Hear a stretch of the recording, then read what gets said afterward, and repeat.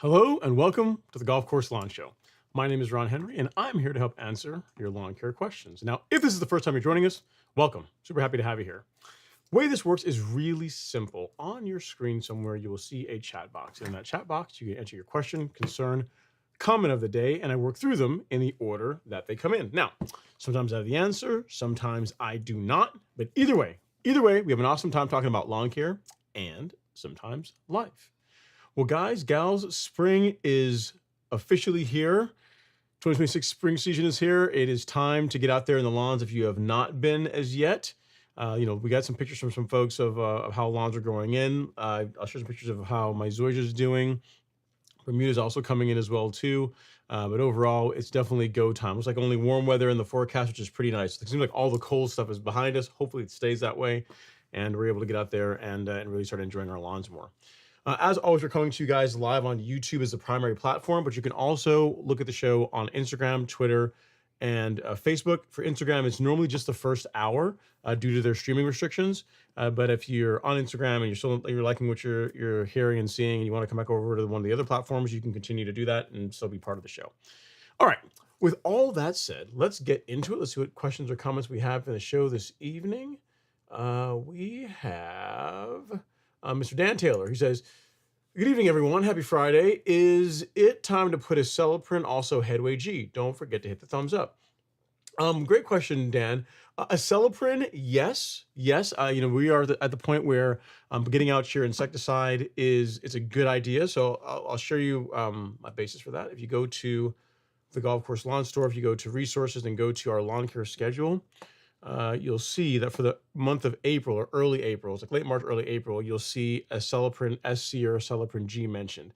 This is the ideal time to interrupt the life cycle of grubs. We try and knock them out before they can mature and begin causing damage on the roots of our grass, of our turf grass, and then eventually causing damage to the lawn itself. So yeah, if you are looking to apply insecticide now or early April, within the next few weeks is when you really want to get that done. As far as fungicide goes, Headway G or Pillar SC, you can apply that. What I tend to tell folks though is really you only want to apply this time of year or this early if you have a history of disease problems in your lawn. So say you don't really have your lawn, for the most part, has been relatively disease-free, but you're beginning to reel mow, or you're just beginning to mow more frequently. You're just, taking on the process of like just maintaining turf at a higher level. Then, from a preventative standpoint, you can do a fungicide app in May and another one in June. However, again, if you've had a history of disease problems in your lawn before, there's nothing wrong with moving that back a bit earlier. So, let's say, for example, last couple of years in April, you start having some brown patch in your lawn. Then now, a few weeks ahead of that, when it begins to manifest itself, would be a good time to get your preventative fungicide app out. Again, Headway G is a great option. Pillar SC also a great option. I don't have a bag of Headway here; it's like 30-pound bag, but both Pillar SC and Headway G, they are both dual mode action fungicides. What that means is that there's two fungicides in the product, so you're attacking the disease at multiple ways, right? So in general, I like them better than just single mode of action products. So either one works well. Whether you go with a Pillar SC or Headway G really comes down to your preference, whether you prefer liquid or granular, but they both are very effective against the diseases they are designed to prevent, to control. So long and short of the answer is acelepryn now or within the next few weeks, yes. And then Headway G, if you have a history of disease, yes now, but otherwise you can wait until May. All right. Great question, Dan. Appreciate you asking, and hopefully all is doing well with you and your lawn this season. All right. Okay, next up, we have David Bloomfield. We got, hey, Ron. Hey, Ron from Houston with Xeon Zoysia. Some of your questions, some of your stuff came out of order. So I'm just going to kind of see if I can piece it together myself. He says, out, Caravan G down. When can I add separate fungicides after that? Okay, so this is an example. So David used Caravan. I'm thinking what he's saying is he used Caravan G as his insecticide and fungicide app, which is also an option. Let's say you wanted to maybe save a little bit of money and you didn't really care about turf caterpillars. All you really care about is grubs. Then Caravan G, the insecticide that's in Caravan G, is good for that. Where acelepryn shines is that it does grubs and all your turf caterpillars, and the residual on it is a little bit longer, which I also like.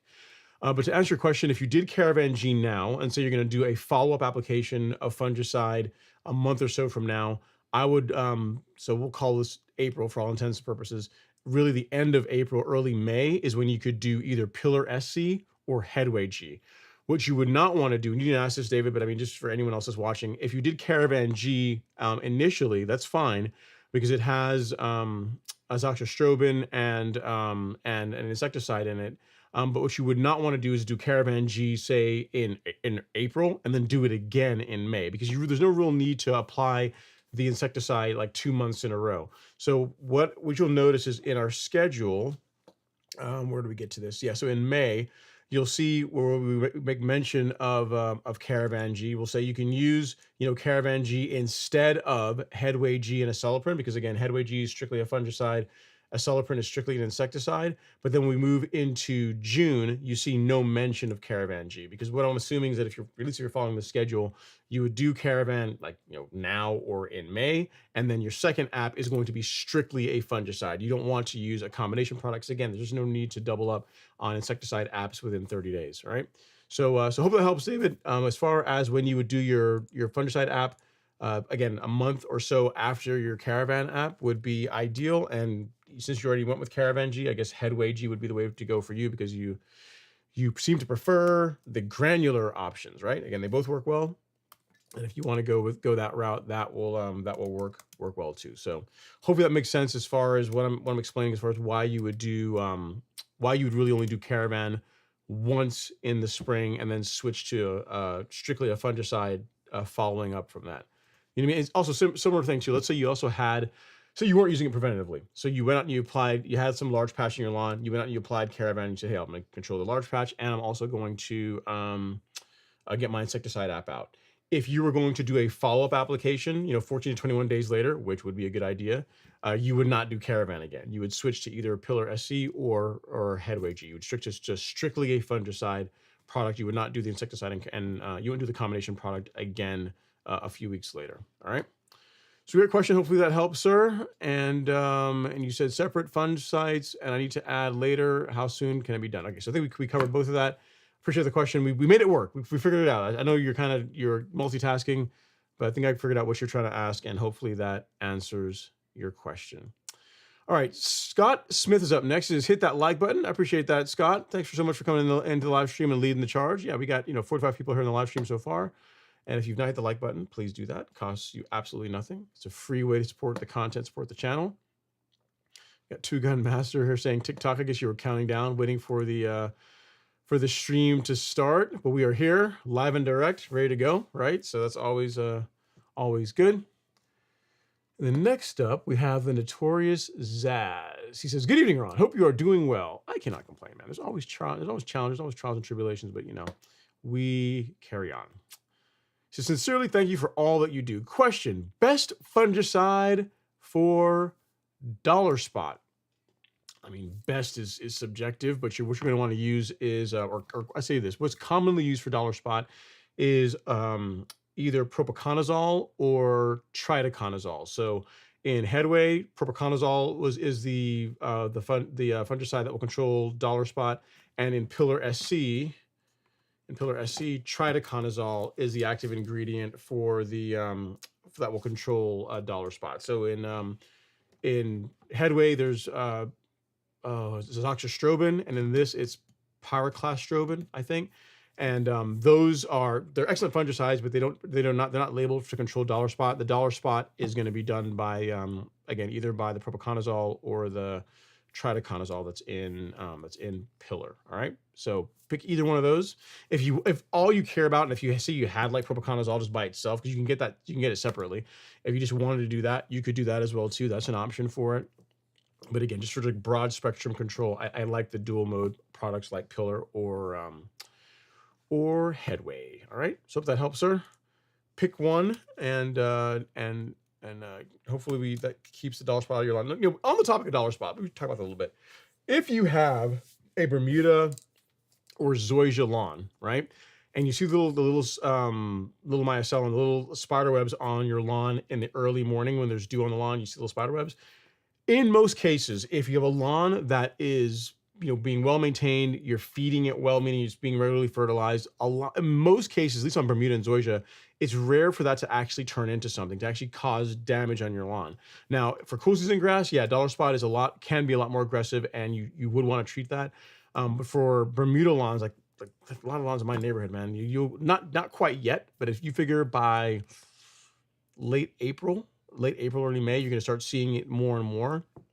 And a lot of these folks, you'll see in the morning, you'll be walking in the neighborhood and you'll see like the little spider webs all over their lawn early, like between like sunrise and like 9 to 10 a.m. And then when it gets warmer, it goes away. And in most cases, because most of the folks in here either take care of the lawns themselves or they have a lawn care service, it never really materializes or turns into any damage that you're going to see in the lawn. So one thing to keep in mind is that if you have, again, Bermuda, Zoysia, it's well maintained, well fertilized. In most cases, dollar spot isn't really going to be a big problem.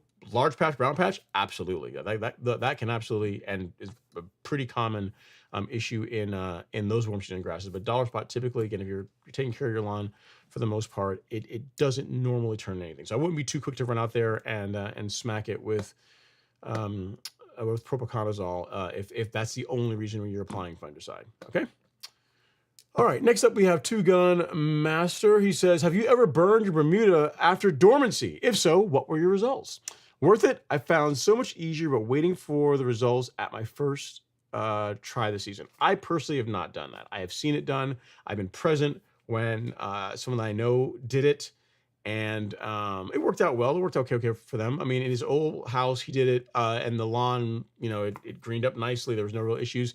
This year, he moved into a new place and he did it. And the reason why I don't really recommend it and why I don't speak about it, like burning your lawn that much. One, I'm in a neighborhood where I border 1, 2, 3, 4, like four lawns 4 lawns. Let's see, Alex.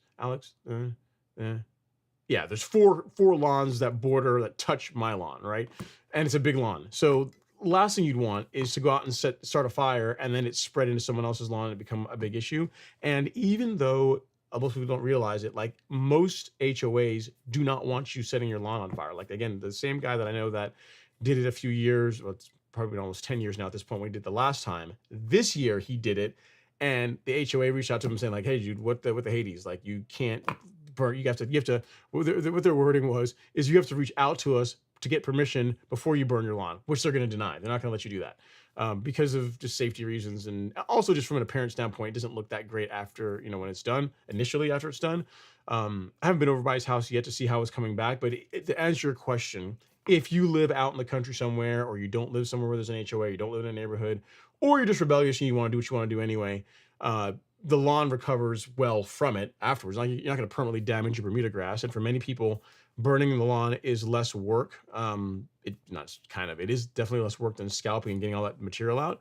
But it is, again, if you're in a neighborhood, I can almost guarantee that that they are not going to be happy about you doing that. Which is, again, why I don't really recommend it, because I don't want people to want to set their house on fire or their lawn on fire or set other people's lawns on fire and whatever. So the results are good. The lawn comes back just fine. It's less work for you, but there's also the safety component, and yeah. So do as you wish with that information. All right. Okay. Next up is Rob Shot. He says, "What's up? What's going on, Rob? Hopefully you're doing all right." And then next up, I salute you as well, sir. Next up, we got Jackie Bickley. He says, "Hey everyone, what's going on, Jackie? Hopefully you're doing well." Two Gun Master here in from Alabama. And then Rebel Basser says, "Hello, everyone here from the SIP." I guess that's short for Mississippi. What's going on, Rebel Basser? I guess you're a fisherman. Hopefully you're doing well. All right, we got Mr. Todd Hickey. We got some new equipment here. He says, "My new Greensmaster, the 1026." Here, before I even read the rest of the comment, all you guys with the 1026s with the new equipment, making me a little jealous, kind of making me evaluate my 1600 and being like, you know what? The backlapping on the 1026 is kind of neat. You kind of put the 2 tires and they kind of, it's kind of integrated, spin the reel backwards to backlap. It's kind of cool. I am a little bit envious. I gotta tell you guys. Anyway, I digress. So your new mower has a groomer. My former Greensmaster 1000 did not. How does it compare to a verticutter? How often should I use the groomer? Eastern North Carolina at the VA border, Tiff Tough. Okay, so I've done a video on this years ago, and I've spoken to a couple of golf course superintendents about this. One that was a gentleman that was out at Stone Mountain, and what he said to me, and it makes sense if you also him and also the folks at Accu Products, the one people that make the Accu gauge and also the groomer gauge, said the same thing, is that really on residential lawns, groomers are really designed for golf greens or for tee boxes. Like, we're talking about really low heights of cut. So like 0.3 and lower. They are not designed to replace a verticutter. They're not designed for that level of, you're gonna, if you don't damage equipment, you're gonna wear it out. It's not designed to be used that way. So for the most part, unless you're getting a mower, in your case, your mower just came with it. You probably weren't around when this used to happen, Todd. Or maybe you were, but there's a period there for a few years back where people were going out and trying to buy groomers and retrofit them to their mowers, to their Greensmasters. One, it's really expensive to do that. And then second, it's just not something you really would want to do in a residential lawn, because you're not mowing it at the heights that where a groomer is designed to work. They're designed to be used on greens and maybe tee boxes, but really they're designed for green heights, and not to replace verticutting. So it doesn't really replace a verticutter. A verticutter is a lot more robust. It's designed to be run harder, like a green. A groomer is designed to. It's just a different piece of equipment. It's not designed to replace a verticutter. So I would not use it as such. I really would not. If you got one, your mower came with it, that's cool. But it doesn't replace a verticutter, and it doesn't do the same thing that a verticutter would do. I would not use it that way. All right. But again, congrats on the new equipment. We can still give you some DAP for that. That's pretty awesome. 1026s are nice. The only thing about this, I have to, small criticism, Todd. You got the 1026 with the groomer. We have no pictures. Like, what's going on? What are we even doing? I don't understand. You get new equipment, send me pictures of it. Feel a little bit hurt. That's okay though. Maybe next week. All right. He says, do I need to place fungicide on my newly installed Tip Tough? Tip Tough is all about 2 weeks ago. Watering often, can do spray or granular, Northeast North Carolina. I would. When I did my Zoysia, I put out fungicide. I think I did headway. Whenever like literally when it went down, it got headway. It got headway G. Mainly because you're watering more frequently than you normally are going to once to like what you're trying to get new sod established.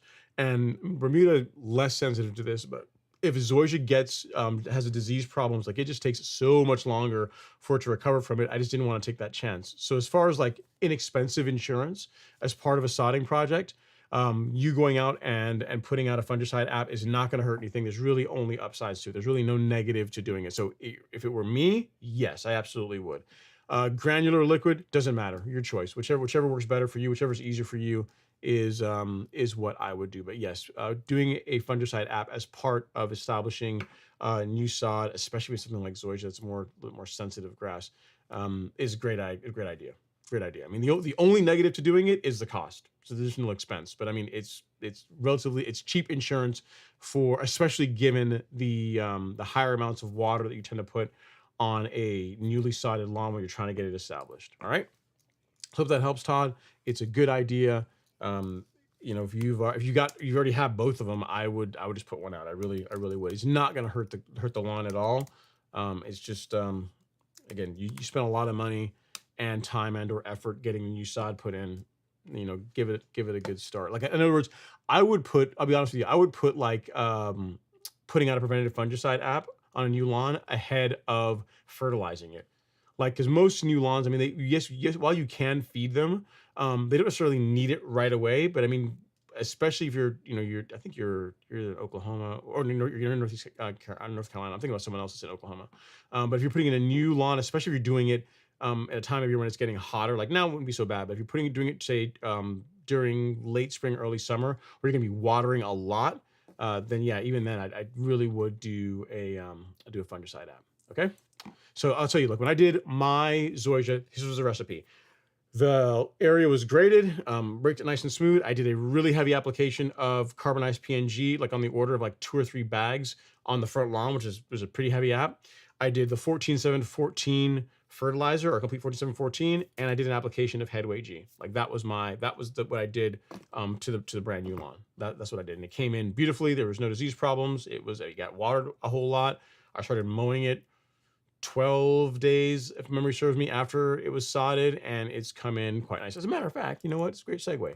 So this is how my lawn looks now. Please excuse the big ugly spot down rectangles whenever they were doing the trenching for putting that cable line is, but overall, it looks pretty good, right? Not bad. It's almost coming up on its 1-year birthday. But yeah, that Zoysia has come in quite nicely. You can see how green it is compared to the lawns in the background and compared to my Bermuda, but it has done very well due to regular mowing, a reasonable nutrient program, and the use of fungicides preventatively. All right. Okay, next up we have Noble Otter Soap. Okay, that's a first. He says, howdy. Last year I leveled with sand and the lawn still needs a bit more, but I'm considering using compost/sand filtered mixture from my provider. Do I sand again, or would this be okay? You could do that. If you want to do a blend of compost and sand, that'd be just fine. There's no issue with doing that at all. Noble Otter Soap. What I'd recommend is if you're going to do this, I mean, just for better results, I would aerate the lawn prior to top dressing it again. It's always better. It just helps the material you're putting in to better integrate with the existing soil profile. It's a good idea to aerate your lawn anyway at some point during the season. So why not, kill 2 birds with one stone and also enhance the results of your leveling process. So great idea. No problem with using a blend of compost and sand. Only thing I would mention, I would do, which you didn't ask about, is a good aeration as part of that process. All right. Hope that helps. Keep us posted as far as well it does. All right, Mr. Jason Harrison at the end of the chat. He says, check it in. Is go time. What's your drink of choice this evening? Have we gotten back to Chick-fil-A lemonade, or are we saving that for the 4th of July? Tonight, man, it's just, I'm like basic tonight. It's really boring tonight. Tonight is just, I'm going to spill this. Tonight is just H2O, just water. Just water. Yeah, nothing. I mean, here's the thing. here's the thing, guys. I mean, we can be open here, right? I mean, I think I like Chick-fil-A a lot. I probably eat Chick-fil-A probably too much.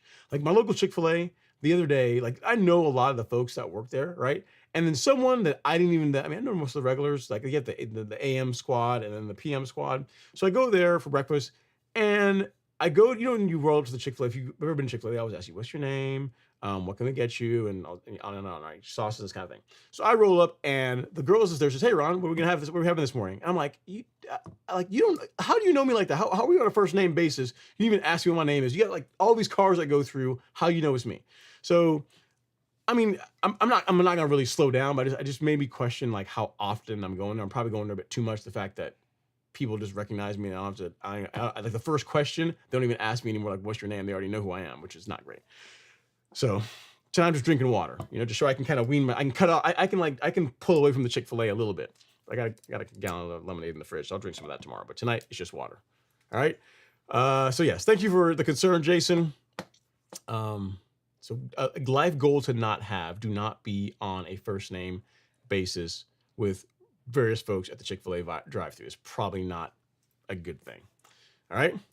Okay, next up is Jason Carney. He says, if I were to convert the backyard to Xeon from Bermuda due to not enough sunlight, and you just want a cool factor, I guess, right? How would you do it? I thought of round up the area and then later plug the yard with Zoysia seems the easiest way to do it. Okay, so here's what I would say. Can you establish Zoysia via plugs? Yes, but you will, I mean, only if you're a very, very, very, very, very, very, very, very patient person. I mean, it's not like Bermuda, man. It's going to take a long time for this to grow in. So if it were me, how I would do it, if you're going to go from Xeon, you're going to go from Bermuda to Xeon, is I would take a combination, I would use a combination of glyphosate and Fusilade 2. So I'm talking, but I can also show. If you go to the golf course lawn store, if you go to shop and then weed killer, what you're going to want is you're going to want Fusilade 2, depending on the size of your property. It could be a small, I mean, if it's like less than 8,000 square feet, like one of these small bottles will work. So Fusilade 2, you're going to pair that with, where is it? It's in here somewhere. Yeah, there we go. Roundup Quick Pro. So this is a glyphosate product. So you're going to use this along with Fusilade 2. You're going to mix the two of them together. That's an excellent, excellent, excellent combination for controlling Bermuda grass. It is as close to one and done as I have personally found for getting rid of Bermuda grass in at least over the course of a season, right? So I would do that, Jason. I would blanket spray the area that where the Bermuda is. If you want to do a couple of rounds, you can, but really just one good application is going to be likely enough because you're going to Zoysia. If you're going from Bermuda to Bermuda, I would do at least 2 rounds to try and get as much of it out, as much of it dead as you possibly can. But 1 round of Fusilade 2 and glyphosate, that's going to knock the Bermuda back. What you're going to want to wait until the Bermuda is coming out of dormancy, so it's starting to green up. So in other words, if your Bermuda, if I can find a video or a picture from, I think I've got some from my Bermuda lawn from like a week or so ago, so I can find it. Yeah, this is a good example. So if your Bermuda looks something like this, right? So I can get this to come up. Like when my lawn was coming out of dormancy in the back lawn, if it looks something like that's greening up, it's beginning to wake up. If you were to go out and spray that, like you're gonna get pretty good results using glyphosate and Fusilade on Bermuda. That's at that state. If it's even greener, even better. But if it's looking like that, you'd be good to go as far as using that combination. Once it's done, you're going to want to get as much of that material out so you can till it. You just want to get as much of that old material out as you possibly can. Then do your prep work and carbonized PNG, starter fertilizer, fungicide, do your Xeon Zoysia, put it in.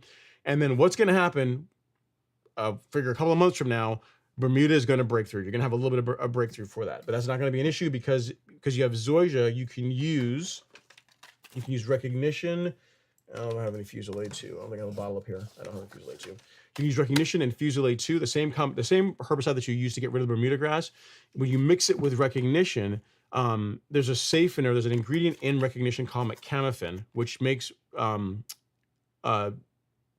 Fusilade 2 safe to spray at the rates that you need to on Zoysia in order to control Bermuda grass. So that's why it's not super critical. I mean, like you want to get the Bermuda grass gone. You want to get as much of it out as you can, but it's not super, super critical that you get it 100% clean because you have a way to do it. Like on my lawn, like what I'm telling you is exactly what I did. I did the recognition, Fusillade. I'm sorry, I did the glyphosate and Fusillade 2 combination to kill the front lawn off. It was tilled, scraped out, all that material was taken out, and then the lawn was sodded. About 6 weeks later, I started seeing some Bermuda breaking through, and then I sprayed recognition and Fusillade 2 on it. The only thing that was, the only yellow that I saw on the lawn at all was the Bermuda grass that was dying off. And it's an excellent combination for controlling Bermuda grass and Zoysia. And that is how I would go about it. I would not do plugs though. If you're going to do this route, if you're going to go down this path, even if you have to wait a season to do it right, I would wait and just plan to budget to sod the entire thing, because Zoysia just spreads so slowly that, I mean, unless you don't mind looking at a bunch of bare dirt for a long time, like you're better off just waiting and just sodding the whole thing. All right. So if that helps, sir, that's how I would go about it. That's the process that I use and produces great results. I'm not telling you like what I hear and what's that's theory. Like everything I just told you, I actually did it. And the results again speak for themselves. That's what this lawn looks as of an hour and a half ago. And if you want to go back and look at the live stream or my shorts, like last year, pretty much every day I was doing an update showing how the Zoysia was coming along, when I was like fertilizer or when I mowed it or whatever. Like pretty much everything was like a blow by blow as far as what happened. So you can go back and look at that series. And again, it's performed really, really well. So hope that helps. It's a great grass, man. You're gonna absolutely love it. I mean, it stripes really, really well. That's one thing about Zoysia that I did not really expect compared to Bermuda grass. It's great. It's a beautiful grass. Only negative is if it gets injured, be patient, man, because it's gonna take a long time to come back. All right, next up is Dylan Moore. He says, I'm considering a wetting agent this summer as I live in low water areas. I was curious if you have any experience with them or have recommendations. Yeah, so there's a product that I've used in the past called Hydratane. We don't carry it anymore, but Hydratane is really good. There's various moisture managers out there that you can use. They absolutely do make a big difference in just the amount of water that you have to put on the lawn and in the lawn's ability to resist stress, because it just holds on to more moisture. So yes, I absolutely would recommend one, especially if you're in an area where you don't get a lot of rain in the summer, or if you're in an area where you have watering restrictions. What I find works best is you want to get, depending on the moisture manager you're using, like a lot of them will work for 60 to 90 days. I tend to lean more towards that 60-day route. And you for best results, you really want to have it applied and watered in. You want to have it working prior to the drought conditions. So if you were going to put out a moisture manager, I personally would do it in like mid-May to early June is when you want to get that done, before it gets really hot. And then you're going to get better results out of it, versus if you wait until like the heat of the summer and then you did it. I mean, it's still going to work, just not as well, because you're going to be behind the curve as far as the amount of moisture that's in the root zone. You know what I mean? So yes, they work. I would get them out a little bit early. I would get them out before, like say 30 days before you expect the conditions to be present when you're actually going to really need it. And then you can obviously follow it up. So say you did it in May, early May, you did your first application, and we're going to go 60 days. So May, June, the end of June, you would do another application. But again, it's already going to be in the soil, already going to be working. But what I would not do is wait until like the end of June, early July, to do your first application of a moisture manager. Does that make sense? Hope that helps, sir. They're definitely worth it. I would absolutely do one, especially again, like you said, if you live in an area where either water restrictions or you just don't get a lot of rainfall. All right, next up is Chris George. He says, hey, Ron, hope all is well. What's your opinion on robot lawnmowers? I know technology is getting better and better and more affordable, but in my opinion, a homeowner should mow their own lawn. I mean, I can tell you, like, here this year, I've gotten like three emails or three requests from like manufacturers wanting to send me a mower to try out, a robot mower to try. And I don't know, I'm still kind of on the fence about it. I'll tell you this, like, I enjoy mowing my lawn. I really enjoy doing it. I disappoint a pride, and I do enjoy doing it. I think for people that don't have as much time or don't want to make the time to do that, they definitely serve a purpose. I mean, to your point, robot mowers have gotten better and better. You don't have to go out and put the like the lines to keep them in your area anymore. Like a lot of them work by GPS. They have like LiDAR where they can sense like obstacles, this kind of thing. So They've gotten better and better. The cut quality is relatively decent. Now they don't stripe as nicely as like a greens mower or a powered reel mower, largely just due to the weight of it. I mean, if they do the stripes, they're gonna be a lot narrower. Like a lot of these mowers just aren't that wide. So for that reason, just not as good. But I mean, I'd say this: if I had a choice between a person not mowing their lawn at all, or them having a robot mower on their lawn and having it take care of it, I'd much rather them have a robot mower on it because the lawn's gonna look better just the fact that it's being cut. Like whether you're mowing it with a push mower or a robot's running around mowing it, the grass overall is gonna be better. It's gonna be healthier. It's gonna just look better if it's being regularly cut, regardless of the instrument that's using it. But I mean, some people again, some people don't like mowing the grass. Some people really hate mowing their lawn, and if you get really really busy and you still want your lawn to look nice, then a robot mower could be the way to go. I don't know, I'll toy with it. I'll think about. I'm still kind of on the fence. What I kind of wonder is this, right? If I got one, it has to be on the back lawn. And you guys know I like my stripes, and I kind of wonder if I put a robot mower out there, it's gonna do crisscross applesauce, all kinds of different patterns and stuff. It's probably gonna mess up my stripes. Is what I'm saying. So I'd have to get out there at least once a week and just make sure the stripes kind of stay where I want them to be, right? I think. So I don't know. I don't know, man. I don't know. It just feels kind of dirty. It feels wrong, right? Doesn't it? Not. I mean, I don't know. I haven't decided yet. But again, people keep asking me to get one. Your viewers really like it, and you could try it out and evaluate it and let us know what you think. I'm like, yeah, dude, whatever. I mean, you guys just want you guys just want an audience. But I mean, I talk a lot about them. It'd be cool to have actually firsthand experience to be able to say, here's the pros, here's the cons. Given a person that likes mowing their lawn and has this standard for their turf grass, you put a robot mower on it, here's what you can expect to happen. Maybe that's worthwhile as an experiment. What do you guys think? You know what? Let's create a poll. I'll ask you guys. This crowd's gonna be tough though. They're gonna be like, no, robot. They're gonna be like, robot mower, no. Kind of. You guys gonna come after me with pitchforks. Should I? Give me a shit. Try a robot mower on back lawn this season. All right, we'll start the poll. See what you guys think. Probably will be a whole bunch of no. All right. Next up, we have Mr. Todd Hickey, and guys, and the poll is only on YouTube. So if you're on YouTube, try it out, and you guys can weigh in. So far, the no's are winning. All right. Next up, we got Todd Hickey. He says, I have areas that have a pronounced slope, but covered with new tip tuff. Any guidance on how to best handle using the Greens Master 1026? Seems it'll be difficult to get an even cut. Northeast North Carolina, Todd. Yeah, so the trick I find for getting a good result when mowing a slope with a greens mower, Todd, is to mow diagonally. I'm going to try and find a video here really quickly because I'm talking, but it's easier to show. Let's see. I got a video where, believe it or not, I don't even talk in it. It's just like there's no jibber jabber from Ron. It's just, hey, a real mower mowing a slope lawn. Here we go. Just a man and his lawn and a mower. Let me see. Is this the one I'm thinking about? I think it is. I'm checking it really quickly here. Yep. This is it. This is the one. All right. So yeah, Todd, this is how I would go about doing it. Let's see. Mowing sloped lawn with real mower. All right, so this video here, all right? So that video covers that. So I'll also illustrate it as well too. So say this is your slope, right? You could mow it lengthwise, you can mow up and down, and you can mow diagonally. So the one way I would absolutely not recommend doing is mowing straight up and straight down for a couple of reasons. One, the cut's gonna be absolute garbage, it's not gonna be good. When you're going uphill, it's gonna cut higher, and then when it's going downhill, it's going to cut lower. So you're gonna have like these like low high cuts as far as that goes.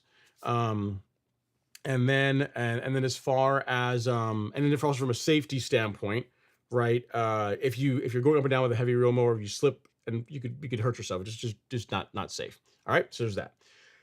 You could mow lengthwise with it, which is one way to go, and I do that occasionally. The negative to mowing lengthwise is that and this again, only people that really pick about your lawn are going to see this, but because like gravity's a thing, when the side of the mower that's on the lower part of the slope is going to cut lower than the high part. So it's gonna cut, like if you're mowing back and forth, you're almost gonna have like this terraced effect on the lawn if you're mowing it like lengthwise. I mean, you can do it, but it's not gonna look as good.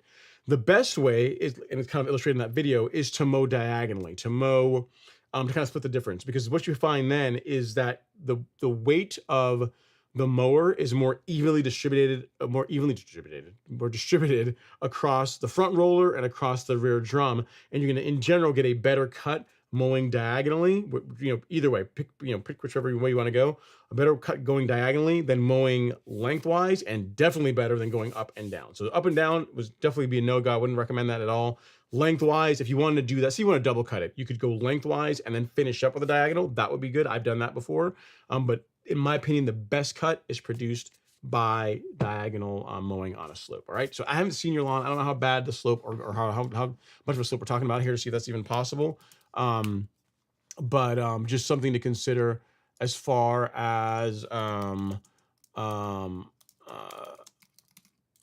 it's something to consider as far as mowing your lawn with a real mower. I've tried a bunch of different ways. That, in my opinion, is the best way to go as far as just mowing with a real mower, not getting scalping problems, and just overall just having it come out well. You know what I mean? So hope that helps. Congrats again on the new lawn and the new property, and hopefully that's useful for you as far as just getting a good cut with your new piece of equipment. I'm kind of jealous, man. The 1026 is pretty sweet. All right. Next up is Never Stop Cruising. He says, robot mower thoughts. Let's go. So far, guys, I gotta tell you, we haven't ended the poll yet, but so far the no's are at 57%.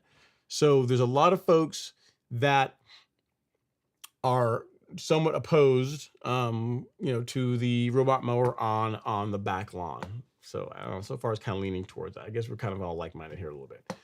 All right, next up is Jose Castle. He says, good evening, Ron. Hope all is well. I have some dead spots in my front yard. I did dig up the rocks underneath the soil, but it doesn't seem to be growing any grass. So the dead spots could be for a couple of reasons, Jose. It could be spring dead spot. It could be a lot of different reasons. Without seeing a picture of it, it's hard to say. Also keep in mind too that it's still also relatively early in the season. So while you may not have some, you may have some spots that are struggling now, doesn't mean that they won't recover as we get into April and just as the season progresses a bit. So I wouldn't be too concerned at this point. Still early in the season. But if you want to send me a picture of it, I can take a look and let you know what I think. All right, next up we have Brad 901. He says, had major damage to front yard due to a fiber internet installation and the fiber cable being pulled. So they're putting in fiber and they pull the fiber cable through your main sewer line. Wow. I said, just always shows it can always be worse. Entire front yard resod. I already real mow. Questions to Homer 31 or Zoysia. Dude, either one. That stinks, man. That's really bad. So it depends. I mean, are they paying for it? If they're paying for it, Zoysia, either one will work well. I'll tell you this: if you, from a standpoint of a lawn, you're not going to use, and some of the Zoysia folks will say, no, you can use Zoysia. Yeah, you can, but it's not as good as Bermuda from a hard use standpoint.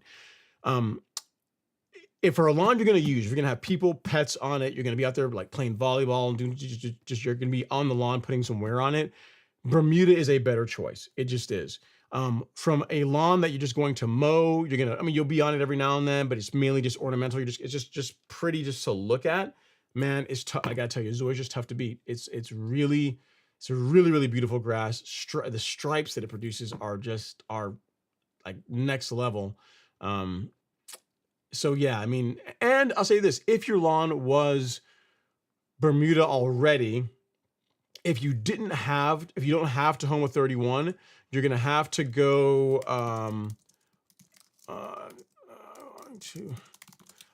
if you didn't have Tahoma 31, before you're gonna want to do the same process I was talking about. Do like a good job killing off the existing lawn before you go that route. So in other words, if you had Bermuda before, you had the sewage line or whatever, and it caused a bunch of damage, but it was say Tifway 419. You can't, or I would not just, cut the Tifway 419 really low and then come out there and resod the area with Tahoma 31, because the two are not going to match. If you're going to go from Bermuda to Bermuda, the way you go about getting rid of the old lawn, you got to be really deliberate. It's going to take like a couple of rounds of glyphosate and Fusilade to really get that gone. Then you're really going to do a good job, tilling and getting as much of that old material, as much of the old root zone out as you can.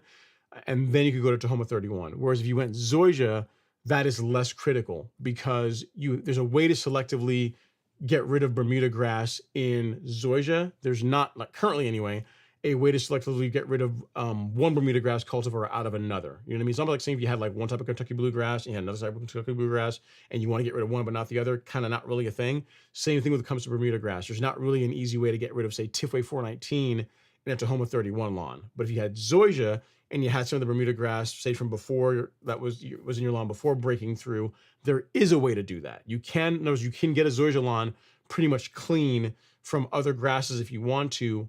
Bermuda, not so much. Not so much. Like, there's not really a way that I know of to selectively remove Zoysia out of Bermuda, and there's not really a way to selectively remove Bermuda out of Bermuda. So again, depends on how you're going to use the lawn.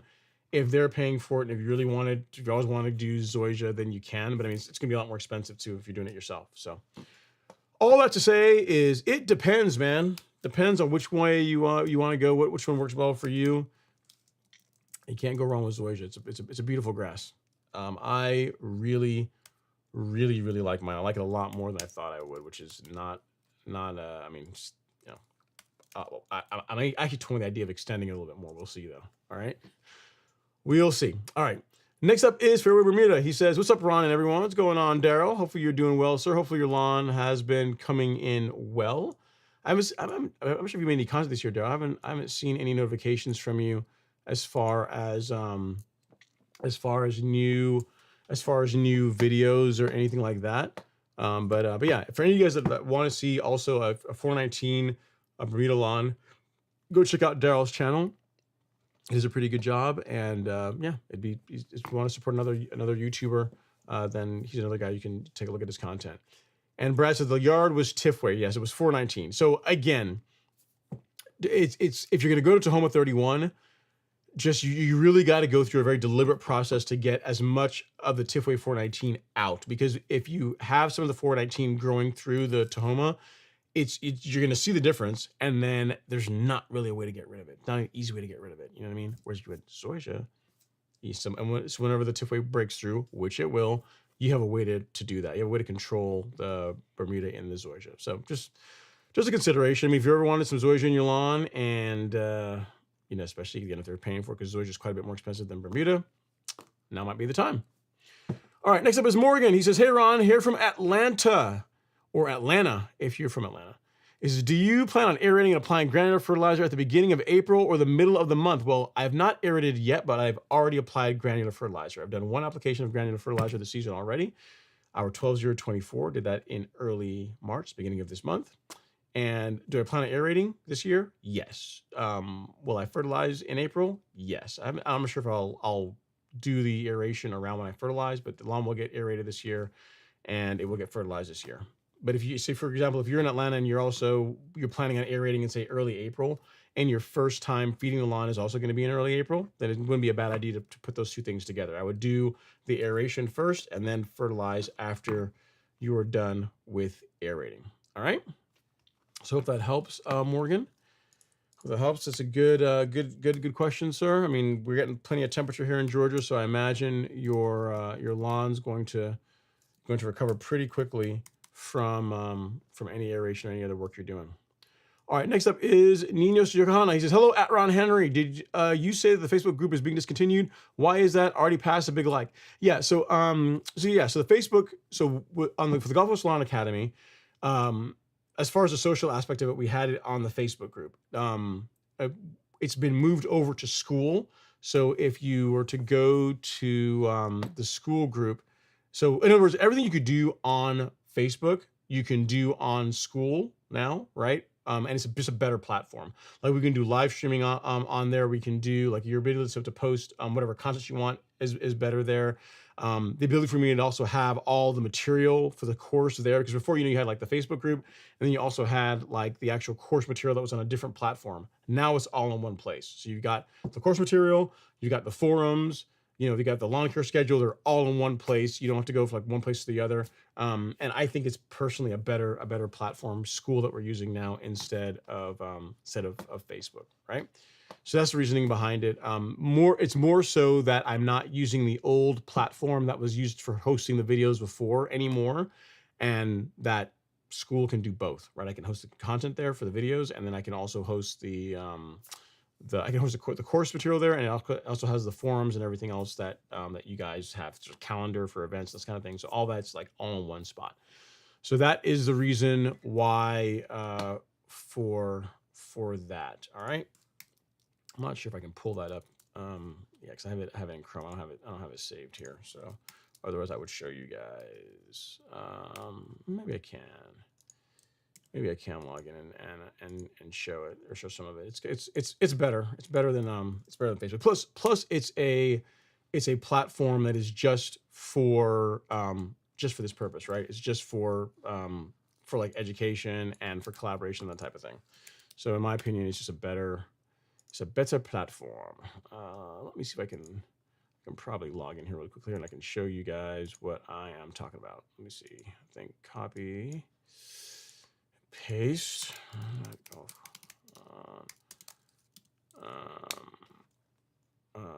Not now.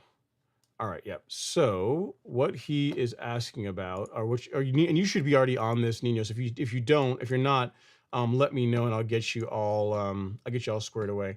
But yeah, this is the school group. Gives you an example. So you've got all the folks that are in there, questions about products, issues in their lawn, talking about equipment, this type of thing.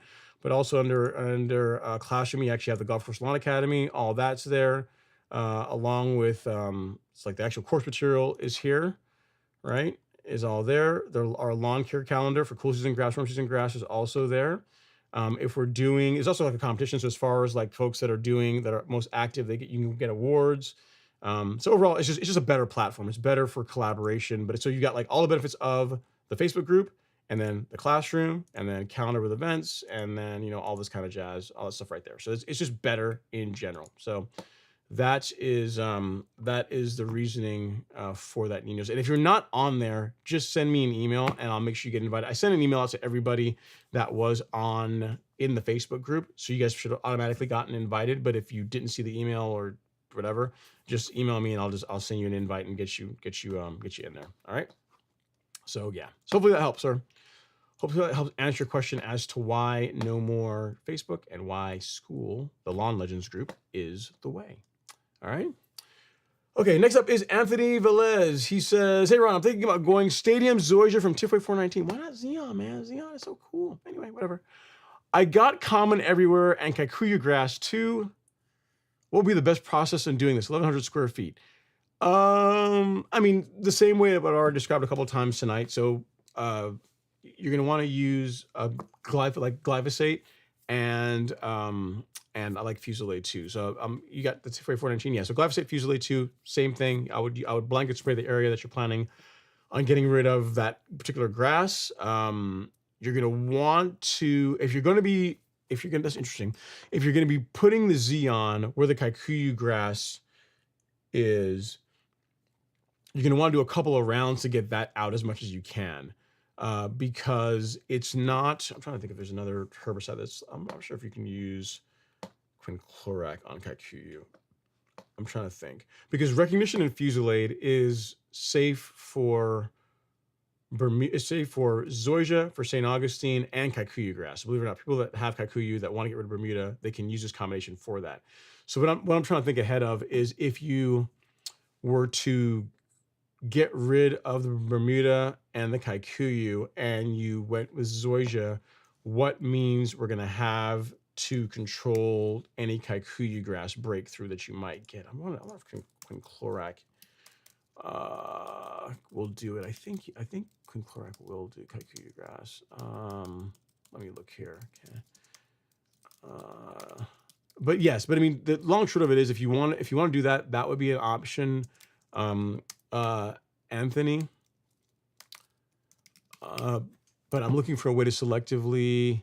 Yes. Okay. Cool. It can be cool. Yeah. So yes, I'm looking here. Yeah. So you can use it to suppress it, or to at least to knock it back.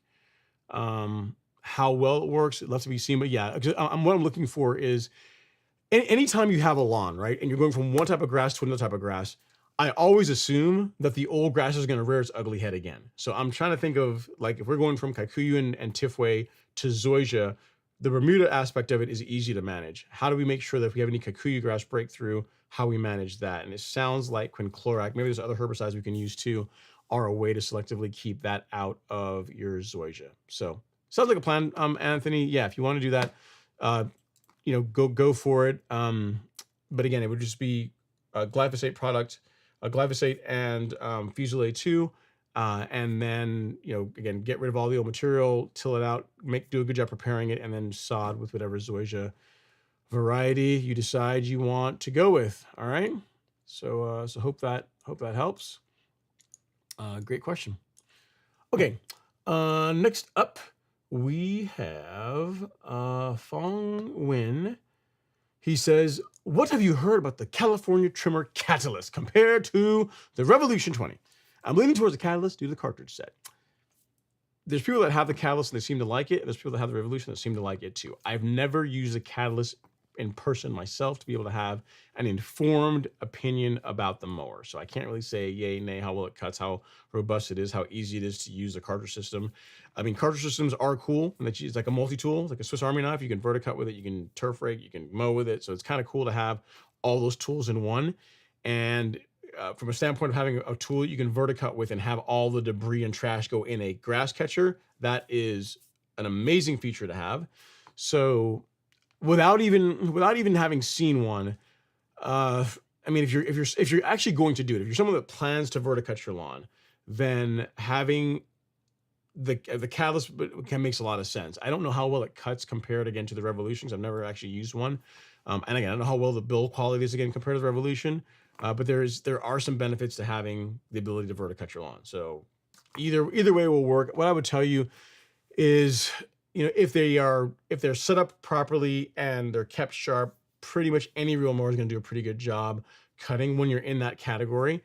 It's really once you get into greens mowers is where you start seeing another level of just the quality of the cut. So you go from like rotary mower, it's going to be good. You go to any kind of reel mower, it's going to be noticeably better than a rotary mower. And then you go from, like, say your True Cuts, your Revolutions, your Catalysts, your Swordmans, your Rolexes, whatever, and you go from those to a greens mower, then it's like another order of magnitude better. And not like a little bit, like it's noticeably better as far as the cut quality. So among that class of mowers, we'll call it mowers that you can pick up brand new for less than $4,000. The cut quality is going to be relatively similar. It's just more about the feature set that you want and where you can get it serviced and that type of thing. So that's what I would look into as far as, or those would be the criteria I would look at when deciding on a mower in that price range. All right. So if that helps, fine. If you decide to go with the Catalyst, send me a picture of it. We'll show everybody what your new whip. All right. Okay, Dan Taylor's up next. He says, Ron, I have a few places in my zoysia where common Bermuda is trying to establish. Should I wait till both are out of dormancy to try and kill the Bermuda in my zoysia lawn? And what should I use? Excellent question, Dan. So yes, if you want to wait until the Bermuda is actively growing. So when it's dormant, it's going to be harder to control because it's not really growing that aggressively. To control Bermuda grass in your zoysia lawn, if you go to the golf course lawn store, go to shop and go to Weed Killer, you will see this kit. Where is it? This one here, the Recognition and Fusilade kit.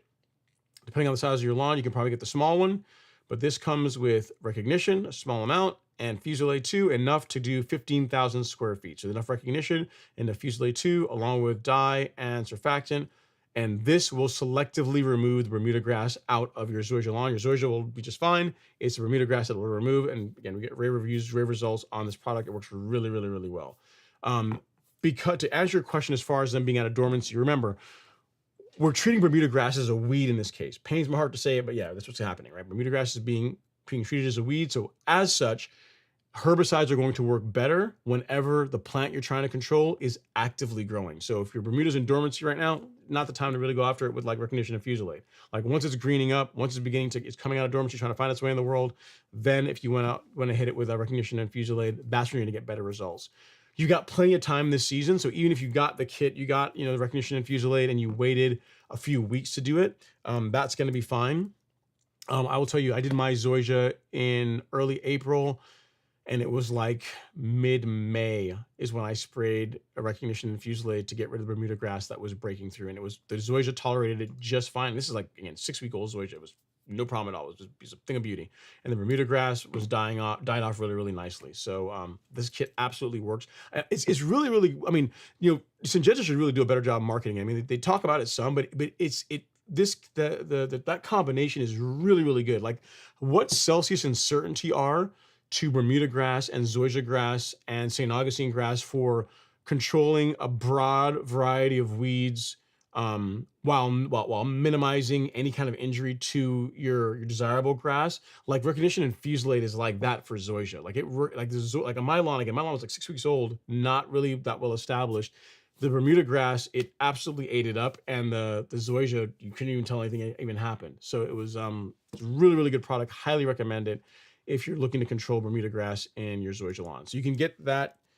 I'll just link it here in the chat, Dan. But yeah, that's what you would want to use. It sounds like you're going to want to wait a few more weeks before you would use it, though, to control Bermuda in Zoysia or St. Aug. I would say kikuyu grass too, but like the two of you that have St. Aug have kikuyu grass probably don't care too much about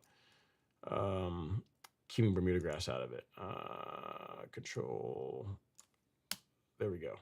So that I linked it there, and you know what? I'll even do one better. I'll make it the pinned comment. So there we go. It's pinned comment in the live stream. All right. So hopefully that helps, Dan. All right. Okay. Next up, we have Kevin Jackson. He says, "Hey Ron, I laid Xeon last Friday in my backyard, about 750 square feet. I heard recommendations that I need to apply a fungicide. It's a good idea, I think. Do you recommend it, as I have been keeping the soil consistently moist?" Yes, I really would apply a fungicide. I really, really, really would. There's practically, other than the small hit to your pocketbook, there's no negative to doing it. I would absolutely apply a fungicide. We got a bunch of great options on the Golf Course Lawn Store. If you want a granular, go with a Headway G. If you want a liquid, go with Pillar SC. So either one of these two is what I would do. Pillar SC for liquid, Headway G for granular. You spend a bunch of money on your Zoysia. If it is injured, it's going to take a lot longer to recover from it. And it's cheap insurance, Kevin, on your new lawn. All right. So, this is what I would use if you, for your lawn. It's cheap insurance. Yes, I would do that. All right. Next up is Tim Gonzo. He says, "Hey Ron, just stopping by to say what's up. And what's up with this weather? My grass here in New Mexico is already at the point where it would be late May. Going to be rough water-wise here." Yeah, I got it, man. I hear you. It is. I mean, speaking about lawns that are greening up really nicely, who was it? Nate sent me some pictures. Where is Nate? He's in Central Texas. I guess they have plenty of heat, plenty of consistent heat. He sent me some pictures of his lawn, and this is insane for this time of year. I mean, look at that. That is, what is this? What kind of grass is this? It is Tiff. It's Bermuda. You can tell what kind of type of Bermuda it is, but it's Bermuda grass in Central Texas. So picture one and picture two. Very nice edge work around the trees, man. It looks good. And as far as what he's done, you probably ask yourself, how on earth does he have Bermuda grass looking like that in late March? And his process, he said, it's early season pre-scalp. Thing a lot of folks make fun of me about, but like he scalped his lawn early. Good job. He did a light top dress already. Interesting. I wouldn't necessarily recommend that, but I mean, hey, I guess it worked out. And Humic Max 1608. Height of cut is 0.625 inches, so 5/8. What you're seeing here is Bermuda grass at 5/8, and pre-scalp, a light top dress, and Humic Max 1608. That's what he did on that lawn. And it's he says, I have not even started my spoon feeding program yet. So what he means is it's going to get even better. There's even more to come. So so great work. Looks good. Looks really good, Nate, if you're watching the live stream. And then next up we have a lawn lover. He says, my Bermuda lawn in Beaufort is 2.5 years old. I want to level my lawn. What should I go with? USDA sand or compost? What supplies do you recommend? Soil cube is too expensive. Okay, so I would use soil cube. I'll be honest with you. Like you say it's too expensive, but it really isn't for what you get.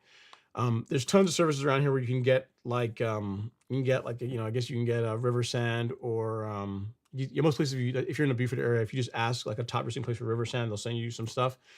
The reason why the soil, like the super sod product, is so good is that one, it's screened incredibly well, so you're not getting a bunch of trash along with it. You're not gonna get peanut shells, rocks, twigs, bark, all this kind of garbage in your lawn that you have to go pick out before you start mowing it again. And you're getting a nice blend of 70% USDA sand, like a really, really high quality sand, and 30% of their compost, which is going to help feed the soil and just improve soil quality. So it's really not expensive for what you're getting, and also given the quality of the material. That is what I would go with. There's not anything else that I'm really going to recommend. I mean, there's tons of different services around here and different places that will sell you material, top dressing material. That is what I would use if I were going to go out and that's what I've used for the last, if you look at all my videos the last few years, all the leveling work has been done using the level mix, the soil cubed process products. If you, I mean, I think they gave me a link this year that will save you some, whatever specials they have going on right now. If you use this link, it'll save you like $5 or $10 more off of what any incentives they currently have. That maybe will help out some. Let's see, top dressing mix. But that's what I would use. There's nothing else, or no one else in this area or anything else that I would recommend. And I've tried them all. I've used them all. And there are some that are less expensive, but there's not really that are as good. And given the headache and frustrations that I have personally experienced from getting bad leveling material, like the amount of work it takes to go clean up the lawn after you're done with it, like it's just worth it to pay the money to have them deliver the stuff. They put it exactly where you want. The quality of the material is really good, and it just works. So that is what I would do. I would wait and save and buy that before I went out and got something else personally. Okay. All right. Next up is Dan in Kansas. He says, should I use ammonium sulfate since it's a fraction of the cost of other fertilizer? No, not really. Here's what I would use: ammonium sulfate if you are looking for a way to lower your soil pH, like because ammonium sulfate, I think is like, memory serves, it's like it's 21% nitrogen, I believe. I think that's right. So the only time I ever recommend that is if folks are looking for a way to feed their lawn and they're looking to lower their soil pH. So you have a soil that's more alkaline, you're trying to bring their pH down, then ammonium sulfate has a place in your lawn care program. In my opinion, though, it's definitely not as bad or not as distasteful as say like using straight urea, but like using products that are like more of a blended fertilizer, like the ones that we carry in the Golf Course Lawn Store from Lebanon. Like the benefits to them is that you're not just getting nitrogen, you're not just getting potassium, you're also getting humic acid, kelp in some of the products. Sometimes there's micronutrient in there as well. It's more of a complete feeding solution versus just nitrogen. You know what I mean? So if you were to go out and use like ammonium sulfate, yeah, you can do that, but you're not putting any potassium in the soil. You're not putting any other nutrient into the soil. And again, ammonium sulfate, in my opinion, makes sense really for a person that is looking to lower their soil pH and looking to fertilize a lawn while they're doing that. If that's not you, then I would use like an actual blended fertilizer product, like something that's got a more complete feeding solution than just nitrogen. You know what I mean? So that's it. And like most things in life, Dan, I mean, yes, it is cheaper. Straight urea is also cheaper, but like most things in life, you get what you pay for. Like there's a reason why blended fertilizer products are more expensive, because in my opinion, it's a superior way to feed your lawn. This is a more complete feeding solution. Like this is what you tend to find is that you have blends of nitrogen. So there's not going to be, you can have nitrogen, you're going to have a part of it that's going to be faster releasing. So you're going to see a nice color response relatively soon. And you're going to have a component of the nitrogen that's going to feed over a more extended period of time. Like the mesa that is in, that Lebanon uses in their fertilizer, like the methylene urea. I think I've got some here. like if you look at all the little blue dots, like this is Humic Max 1608. You see the little blue dots in there? That is their extended release nitrogen technology. It's again, it's methylene. I think it's a methylene urea is what it is. And it's all done like in a homogeneous prill. So they're not using like coatings or anything like that to be able to do it. So what that means is if you take like like some fertilizers that will take, they'll take the nitrogen and they will coat it. And the idea is that coating over time with like rainfall, heat, just time, but just wears, and it releases, it uses that as a way to release the nitrogen over time. What can also happen is if you step on it or if you break that coating, it's no longer slow release. It releases right away. Whereas if you take like something like the methylene urea that Lebanon uses in their fertilizers, it's a homogeneous pearl. So if you cut it with a real mower or if you step on it and crush it, it still releases slowly because it's not like you're not relying on coatings to control the release rate of the nitrogen. So I mean, you know, like that's more expensive to do, so it's going to cost more. Like magic ain't cheap, so you know, bring your pocketbook, unfortunately.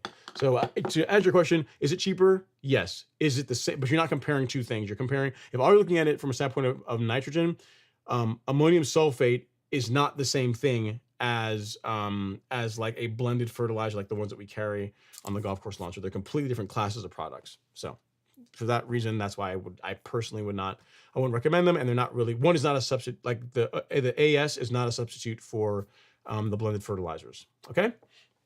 All right. Next up is Simple Cash Offer. He says, hey, Ron, long time no hear. I have a neighbor that uses zero turn and digs holes with the wheels in my property line. Ask him to not do that. Just say, hey, man, can you please not do that? I'm tired of filling them in. I twisted my ankle too many times. Please advise. This sounds like a conversation that needs to be had. That's what I mean. I mean, he's taking his mower. He's running his mower onto your property and putting ruts in your lawn. I mean, you can just continue to fix it, I guess. But I mean, probably the best way is just to have a conversation with him and say, hey, man, I mean, I don't know if you realize this, but my property line is like right here. I'm not trying to be like, you know, property line kind of like, you know, stickler or anything. But because your mower is so heavy, it's causing these ruts in my lawn. When I'm out here mowing, the little low spots, I've twisted my ankle a couple of times, and I'm just really trying to not do that. Can you please just try to be a little more conscious of whenever you're mowing to keep the mower on your side? And they'll be like, oh man, I had no idea. No, sorry, I had no idea. I was like, you know, running my battle cruiser over your lawn and causing ruts in it and all this kind of stuff. Most people are fairly reasonable if you approach them that way. So I always have a conversation with them about it. It's going to save you from always having the top dress your lawn and continue to fix the ruts over and over. But yeah, just talk to them about it. That would be my advice, because there's not really any other. I mean, your options are this: talk to him about it so he stops doing it, or just keep fixing the ruts because he's just going to keep doing it. So, or option 2, talk to him, or option 3, you talk to him, he doesn't care, and you have to keep fixing the ruts either way. So talking to him, really, there's really no negative to it, because if you talk to him and he agrees to let's stop doing that, then you're ahead of the game. And you talk to him, if he decides you're going to keep doing it, then you're really no worse off than you are now, other than having had a conversation. So I would talk to him. Final answer. All right, next up is Nick Rand. He says, in Dallas, partially resodded my lawn last year, and an irrigation break led to the grass growing brown. Got it back green by winter, but it's extremely thin now, and a lot of dirt is showing. One of two. The other half of my yard is doing great, 3/4 of an inch and really thick. Should I be treating the thin area differently? Mow higher, mow less, water more? Curious how you treat an area like this. I would give it time. Here's why, Nick. So it sounds like, other than the excess water problem that the lawn had for a while, this part of the lawn was doing okay.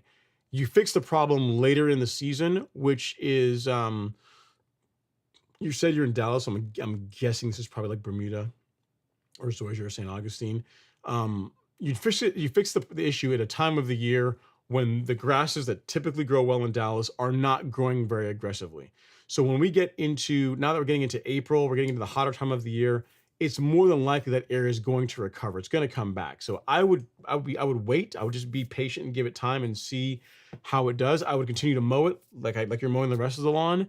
I would continue to feed it like you're feeding the rest of the lawn, and because the issue, the thing that was causing the problem that causes damage, is no longer there. So with some time, the area should recover, is what I'm trying to say. So that's what I would do. I wouldn't go out and throw more sod down, do anything crazy like that. I would just I would continue mowing it. Mowing is a good thing for for a lawn. It helps stimulate new growth, and just give it some time. I think what you'll find is by the end of next month, end of April, it should be looking a lot better because we're going to have there's going to be more sunlight throughout the day, and we're going to have more temperature, both of which are good for warm season grasses. All right, so just give it some time. That would be my advice. Time solves a lot of problems. It sounds like that was really the only issue, right? What you didn't tell me, hey, I had like it's a shade problem or there's something else going on with the area. It was literally, hey, we had a water line, or irrigation was messed up and it was flooding the area and it caused damage. And now that I fixed it later in the season, it's taking a long time to recover. So it should do better. All right, so let's see here. So let's look at we'll end the poll real quick here. We'll see what folks are saying. We'll end it. Let's see, 58% of you guys said no. And that's 57 votes. Y'all said nope, no to the robot mower on the back lawn. Okay, I kind of expected as much, but yeah.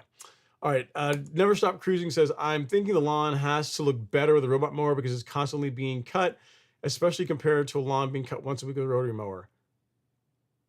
Yes, in that case, yes, it would look better. Okay, in other words, mowing your lawn once per week with a rotary mower would look better being cut with a robot mower? Probably. If our lawn's being real mowed a few times per week with a greens mower, unlikely that the robot mower is going to be able to match the appearance that a greens mower is going to be able to. Not say unlikely, it's just not going to look as good. So yeah. But yeah, if you're someone, again, mows your lawn, if you're on that if you're on that HOA letter avoidance program where you're mowing your lawn like once every 2 weeks, once every 10, 12 days, you know what I mean? Then yeah, robot mower, probably not a bad idea for you. But if you're someone that's, you want that manicured look, you got the time and the desire to mow your lawn regularly, I could see it being used, like, I guess, in between mows, but it's not a replacement for real mowing. Not yet anyway. What you would need is for Toro to decide that Toro or John Deere decide, you know what, we're going to show folks how to build a robot mower, assuming they haven't already done one already. They may already have it. If they designed one, I'm sure it would be right, because they would make sure that you probably have a way to go and program it and give it the orientation of your stripes and have a camera to be able to make sure the stripes are exactly the way you want. Like, I think if Toro or John Deere executed on a robot mower, that would be one worth considering. Now, granted, it would cost, your left kidney and your firstborn child to buy it, more than likely, but it would be better than what a lot of the stuff that we have on the market today. So I guess just wait for them. Wait for John Deere or Toro to do one, assuming they don't already have one already. And we give it that I'd be willing to give a shot, because I'm sure that's going to maintain my stripes, going to maintain the quality of cut, and overall it's going to be a good replacement. And I won't get as much hate mail about it. But hey man, it's a Toro. What are you going to do? It's a Toro robot mower, right? Okay, next up is Michael Langer. He says, hey Ron, I have some POA on just one side of my lawn and some other weeds. I have Bermuda and some tall fescue grass in the back. I'm in North Georgia. What can I use to get rid of those weeds? Okay, so what I hear is you have Bermuda. Okay, so you have POA on one side, and you have weeds, and you have Bermuda and some tall fescue. Okay, so help me understand. So you have Bermuda and fescue, and those are both grasses you're trying to keep. So you got Bermuda in one area, and you got fescue in one area, and those you want to keep, but you want to get rid of weeds in Bermuda and fescue and POA annua in Bermuda and fescue. If that's what you're asking, if I understand correctly, meaning we're trying to keep the Bermuda and we're trying to keep the fescue, there's a way to do this. It's not going to be cheap. So for the Bermuda, you can use Celsius and Certainty for the POA annua, Celsius for the broadleaf weeds in general. That's going to do a good job on the Bermuda grass, but you can only really use that on Bermuda. You can't put that on the fescue. It'll injure or kill it. To get rid of the weeds, to get rid of the POA annua in the fescue, you're going to use Velocity PM, which again, it's not an inexpensive product, and they only offer it in this size. It's a small size it comes in, and this one bottle, this pint, treats like 7 acres. So you're going to have it like forever, right? Like the application rate is something like 1.5 milliliters per gallon. So it's highly concentrated. A little bit goes a long way. You're going to have this for a really long time. So I'll show you really quickly on the Golf Course Lawn Store what I'm talking about. If you go to shop and then weed killer. So for your Bermuda, this kit, the Celsius Certainty kit, will take care of that. That's all you need for your Bermuda grass. This is going to do the broadleaf weeds, and it's also going to do your POA annua. All right. So this is for Bermuda. That's it. Call that. Game, set, match, you're done. For the fescue, you're going to need, for Poa annua, you're going to want to use velocity, which, where is it? Yeah, velocity PM. So you're going to want to go with this for the fescue, for the Poa annua control in your fescue. And then for broadleaf control, you could just use like a three-way, like triad. So you could use velocity and this and triad. So this would be an option. So this for your broadleaf control, and then velocity for velocity PM for the control of Poa annua. So you're basically getting two different stacks, like one for cool season grass and then one for warm season grass. So, I mean, it's going to be an expensive way to go, but I mean, that's going to be your thing. And the thing is, the good thing is that you're going to have these, like these herbicides are going to last a long time. As long as you keep them, you store them properly, keep the bottles closed, you're going to have them for years, but it's not an inexpensive problem to solve if you're looking to do, you've got literally, I would say not a great combination, but you've got like a warm season lawn, you've got a cool season lawn, and the herbicides that are really, really good on warm season turf grass, you can't use on cool season turf grass. And the ones that are really, really good on cool season turf grass controlling, say, Poa annua, you can't use on warm season turf grass. So they're kind of separate. So you got to get like two different sets, unfortunately. So I'll send you the link here, Michael. You can read through it and you can look for yourself and decide like which way you want to go. But yeah, weed control for warm and cool season grass. There you go. So yeah, so look through that, and hopefully that helps. Again, velocity triad for cool season, Celsius certainty for warm season. All right, and then for velocity, as a small tip, if you're using velocity, you don't know surfactant with that. So that's one of the few herbicides that where the label actually spells out saying do not use surfactant or really any spray adjuvants, no methylated seed oil, none of that stuff with velocity, just velocity and water whenever you're using it to control Poa annua. So it's kind of unique that way. With Celsius uncertainty, you do want to use surfactant, a spray adjuvant. All right. Okay, next up we have Simple Cash Offer. He says, should I scalp Kentucky bluegrass to clean up for the first few cuts? I'm in Northwest Indiana. No, you don't scalp cool season turf grass. If you wanted to do a light verticut or turf rake to clean up any old debris, that would be okay. But no, don't scalp cool season grass. All right. Jose says, would it be in the next couple of days be okay to apply a Celiprin to my yard? Yes, be no problem with that at all in the next few days, Jose. And the next up is Juan Ayala. He says, hey, Ron, the family is happy to see you. Full renovation around the corner. Can't wait. Awesome, man. Well, here's the thing. Take pictures. Take pictures of how the lawn is now. If you can, take pictures. You either do it or have someone else take pictures of the lawn when it's in process of being renovated. And then when it's done, obviously, take pictures of that too. We can share, folks. We can say, hey, here's how Juan's lawn was before. This is how it was when it was going through surgery. And this is how it is now after the fact. All right.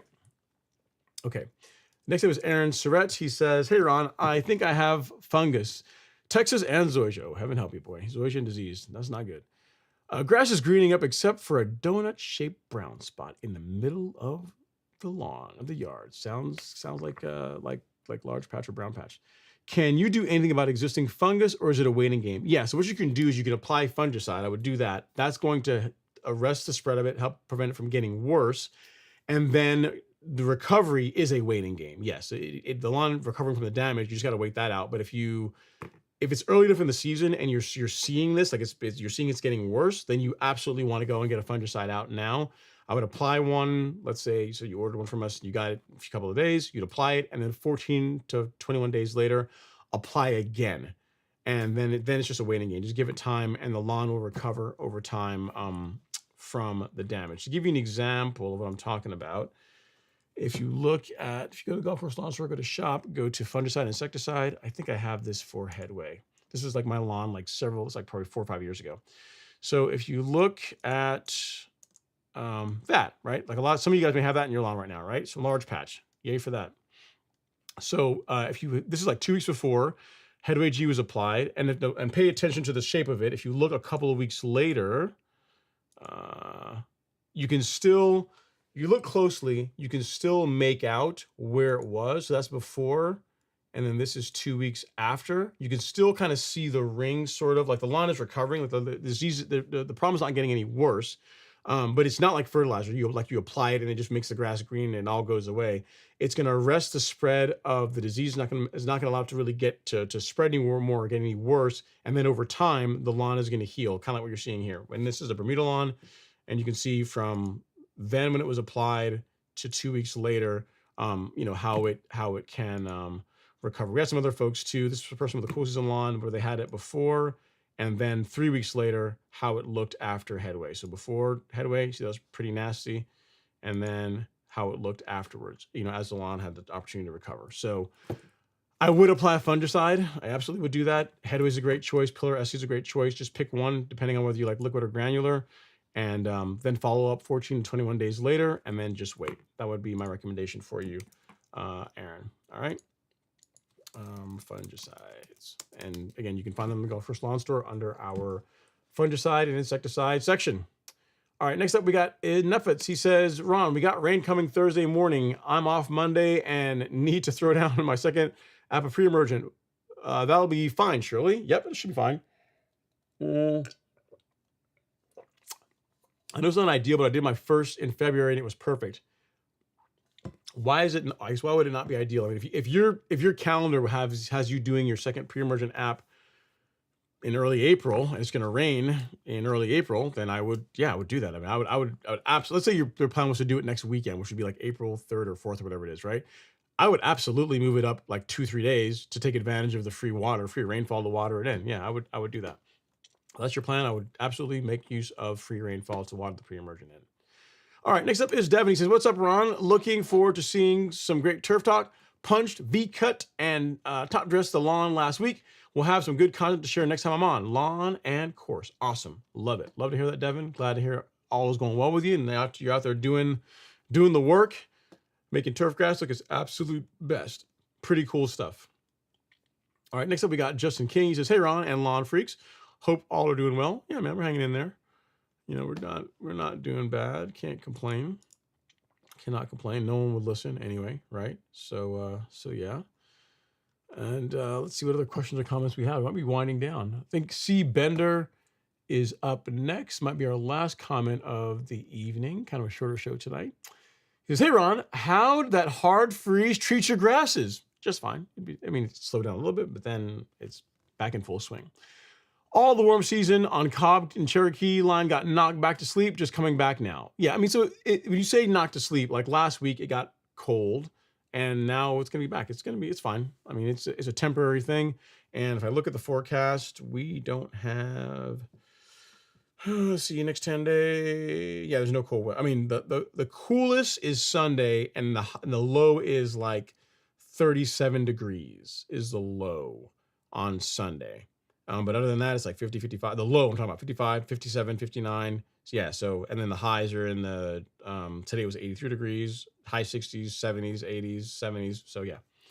So yep, it's going to be just fine. The lawns will recover and will do their thing. All right. Well, guys, gals, it looks like that's all you guys have for me this evening. I got some emails that I got to go answer here after the fact. I'll take a look at, but overall, it was a pretty good show. The lawns are coming in looking pretty nice, which I like. And, as always, feel free to reach out if I can help with anything else. Let me go ahead and cue the outro music. Next week, we will have the show at our normal time, 7 p.m. Eastern. So if you are looking for an excellent assortment of fungicides, insecticides, fertilizer, biostimulants, everything you need to make a lawn that your neighbors are absolutely going to envy. We really appreciate your love and support at the Golf Course Lawn Store. We ship quickly. We also have lots of great guidance. If you guys have not checked us out lately, we always put out new content in our blog section. Free to check all this stuff out. As far as on weed control, identifying different types of weeds. So lots of great content here, absolutely free. So feel free to take advantage of it to help you, again, create a lawn that's going to put you ahead of everyone else in your neighborhood. Again, thank you guys so much for watching. If you've not hit the like button as yet, please do so on your way out. And I will see you guys same bat time, same bat channel next Friday, 7 p.m. Eastern. Take care.